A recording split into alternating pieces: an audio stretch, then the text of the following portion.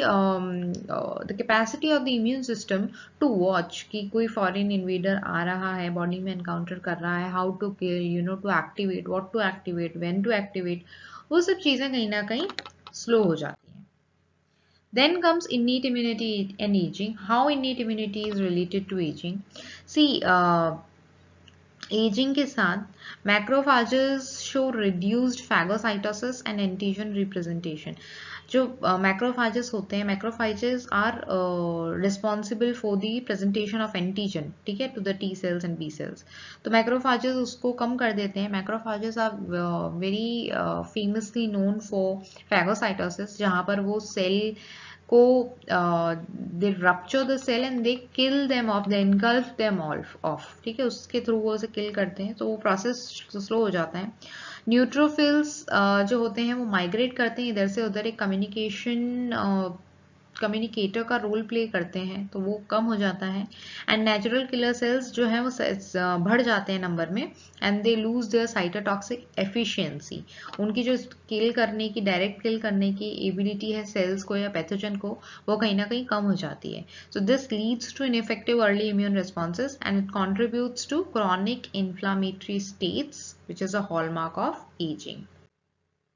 Now, moving forward to adaptive immunity and aging. Adaptive immunity goes under dramatic remodeling with age, ठीक है. First is सबसे पहले production जो है naive T cells का. Naive T cells, naive यानी कि इमेच्योर. सो इमेच्योर टी सेल्स का जो प्रोडक्शन है वो कम हो जाता है बॉडी के अंदर, in response to new pathogens. Memory T cells जो है वो एक्यूमुलेट हो जाते हैं, लेकिन वो डिसफंक्शनल हो जाते हैं कहीं ना कहीं, वो उतने अच्छे से मेमोरी रिटेन नहीं कर पाते. बी सेल की जो डाइवर्सिटी है वो भी डिक्लाइन होती है, जिसकी वजह से एंटीबॉडी स्पेसिफिसिटी इम्पैक्ट होती है. So this explains why older adults respond poorly to vaccines and are more susceptible to emerging infections, right? So because see, B cell का जो function है, B cell produces, B lymphocytes produces antibodies. Now antibodies are very specific to each antigen, ठीक है? They are part of adaptive immunity.